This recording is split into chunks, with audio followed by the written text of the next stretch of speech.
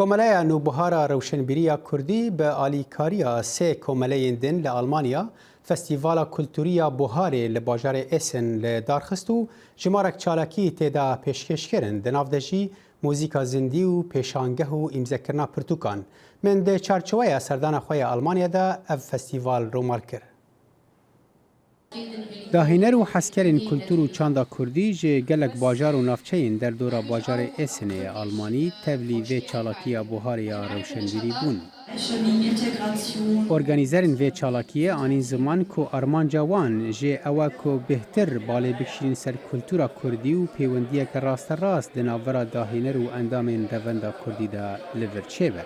اف تشتاجي وقت بين ارمانجا ماجي كبارك كوليل كازيتونه يعني ام فيتشري لسر سر كولتور ولسر زمان ولسر ملاتي ماي هاتيه لفر المانيا ام بكن ام فيتشري سر وانا بكن تشاوا كولتوري خا زيدا يعني بيفورا جريدون تشاوا مكدر بكن. هنرمند زبیر صالح اف فستیوال de aseke bilind nirxand û wekû xwedî derketin li çand û hunera Kurdî binav kir.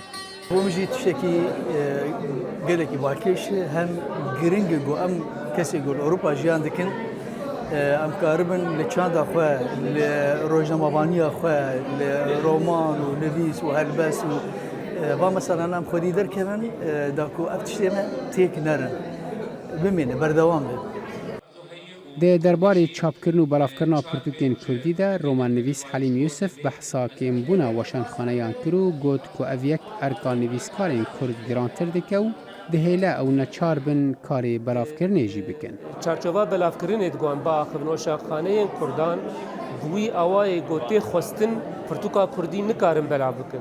Yani nexwedî wan imkanan gokaribin pirtûka Kurdî bigînin her derê. Ev yek ya didwa dewleta Kurdan tune. Tunebûna dewletê dibi sedem got dezgehên weşanê, dezgehên belavkirinê jî tunebin. Ev her du yani her du tiştê ku me gotin bi rastî yani pişta nivîskariya Kurdî û pişta pirtûka Kurdî şikenan diye ji ber ku ev karê goneha îro dibi karê dezgehayê ne karê kesayê. Ji navenda rewşenbîriya bajarê Essen beşdarbûyan bi gelek zimanan û gelek cûreyên dahênanê. Pêwîstiya revenda Kurdî li her cihekî bê çalakiyên wiha anî ziman.